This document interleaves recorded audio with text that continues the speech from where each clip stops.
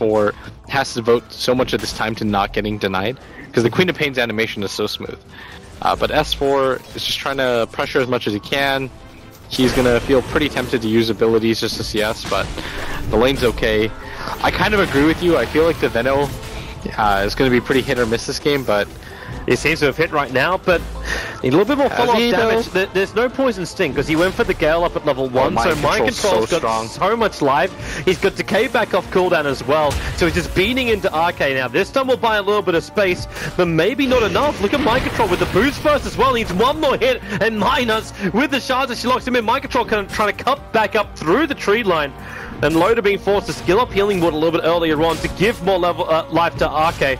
But Mind Control just keeps battling this one out. There goes the stick charges again. Comes in just to punch him down. The Healing Ward doing serious work. One more punch. Mind Control tries to commit for it. And he'll actually claim first blood. Waste so much time of Loda. And, okay, he'll trade his life for it, but S4 should be a little bit careful here, because Fada might just decide to go for this, because S4 is pretty low on mana. Fada's waiting for the angle, and this is what I was talking about, because S4 doesn't have his bottle, he's low on mana. Fada feels completely comfortable going for that, and he's going to get the rune control. Mind Control. This time he's going to drop down the Tombstone. They are getting rid of the Tombstone, but not before Mind Control is able to get, okay, well that's problematic. He got himself a double Decay, doesn't have space for the salve, and now it will be loaded to get a revenge kill over on that Undying. Two is that how easy it was for him to just make that rotation in. Yeah. Like, I'm actually so surprised. Like, he didn't use a smoke or anything, and they knew that he was off the map, and yet he got away. Gale's going to connect over on Kuro. Now the Tombstone will be dropped as Mind Control tries to fight. He got himself a 3-man Decay and the Howl bonus, and that is why Tuskar ends up dropping so quickly. Kuro, the Queen of Pain, as she blinks away with a 170 of the 730 mana life pool. And now we feel it a little bit more as Jirax will die in the top 8 ward block. Can't walk towards the camp up inside the dire jungle because of the block area. Biggest concern right now for me, Toby, is just this bottom lane, as they know that Loda, he doesn't have that spin. Oh my! Yep, no spin. Lich ulti commits and, yep. They will still get rid of the Undying Tombstone. Oh, Mind might just get caught? Wait, did he just walk himself out into this one? Oh no. That you might have just brought down the Tombstone, but you fed 2 kills to this dual off lane, which is meant to control the lane. Sure, maybe they can find something on Mind Control, but he's got Soul Revival, he's in the trees, he managed to get rid of the aggro, the Sonic Wave from Fada, out of position. Minus will survive, the Shadow Strike won't take him down far enough, he'll TP himself back to base, just to be sure of it all. But a little bit of a miss ulti there from Fada. And Admiral Bulldog was trying to make him pay. He can't do that, however. He can just go for Jirax. If they have a stun, S4, well, no mana. So he has to turn on the pulse instead. They'll find the kill. So some good rebuttal here from Alliance. They completed on him, almost a wand. Unfortunately for Alliance, like, they're ahead in net worth, but a lot of it comes down to just how much their supports have. When it comes to the core game, it's a little skewed, but in mid, Jirax get a Nightmare to try and buy Fada that little bit of space, but it's not going to work. And now they'll lose 2, with Admiral Bulldog arriving in for the Void. Actually, was waiting there for Jirax to Nightmare up, but Liz just keeping the lane controlled as well. So yeah, Venom doesn't have a lot, but I'm still seeing Loda massively underleveled Admiral Bulldog. That Shadow Strike seems enough to take him out. They see him in the tree line, but Toberman actually triggers the ulti just to ensure 1 the kill, and 2 now they can take out that top tier 1 tower. While you have that combination with the Leshrac and Tuskar going together to pick off the Bane. 0 for 4. They're moving around the Roche pit. They don't have the smoke breaking. And they're actually going to loop around, so they see the dire wolves, but they don't see where Matopum is, so they're coming completely blind. Now they get a glimpse. It's Kuro to get Gale to start with, and Omni-Slash, Mind Control copying almost all of it. They get a good snowball down, but the Nightmare buying a little bit more time, but Liquid, they've lost 2 already. Jirax backing up to the tree line.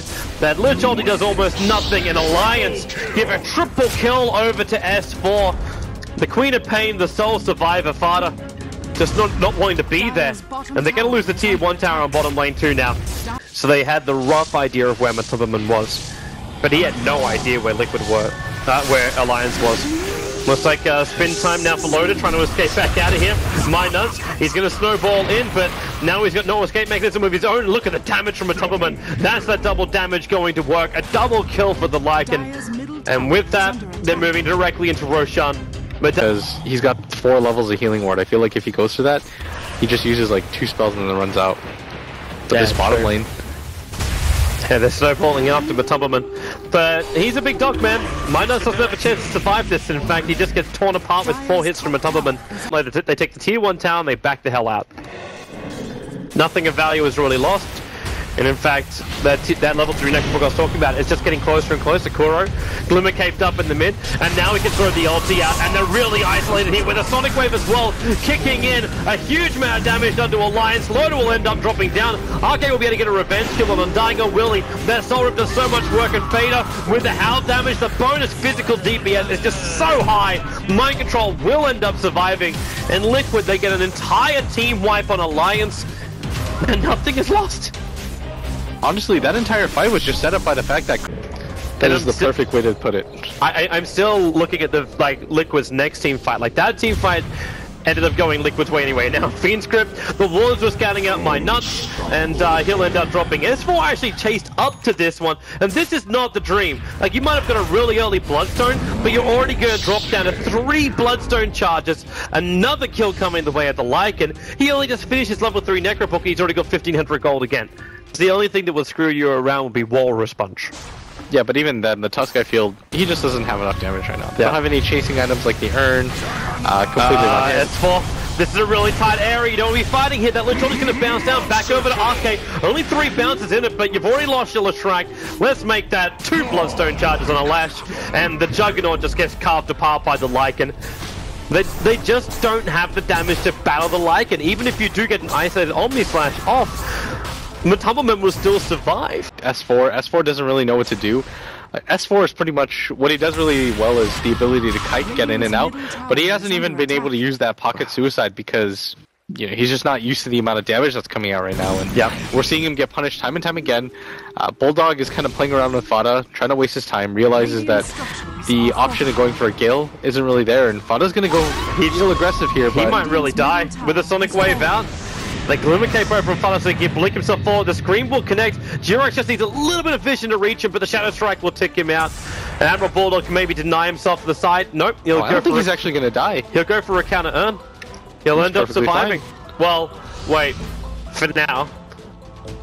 Jirox is still in the neighborhood, and Admiral Bulldog doesn't have a TP scroll, and they go for the Fiend Script. The Lycan Wolves were scouting Tusker, moving up right now, and well, the Fiend Script isn't enough to find the kill. Jirox still does have that brain sap, and he can turn around one attack to Minos to do the work, and S4 missing on the stun, even while he's locked inside the shards. Jirox will still end up dying, but Minot's being chased down by Wolves. The healing ward's keeping him alive.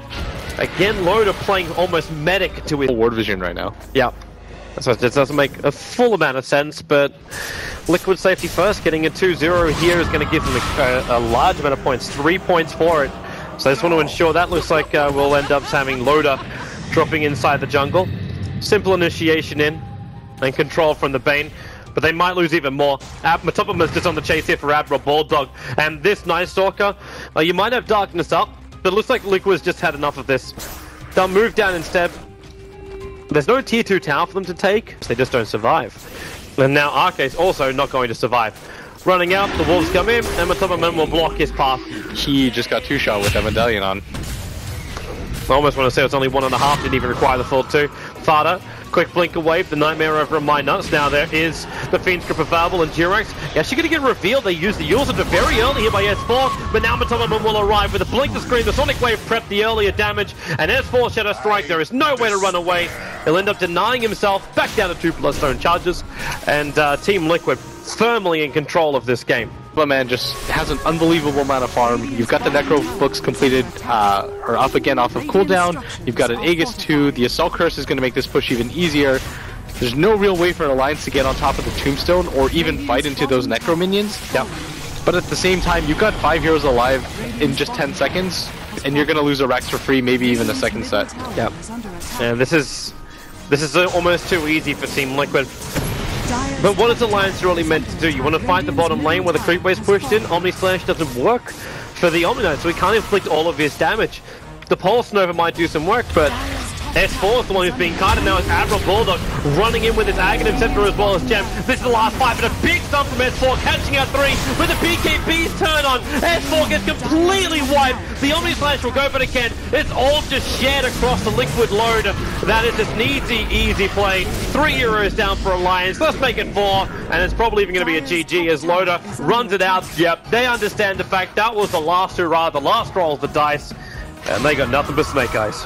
Liquid this entire day has just looked completely dominant, and their mind control is able to make so much space. And that's the crazy part of it. Like, this is the kind of stuff which I remember seeing from someone like Universe,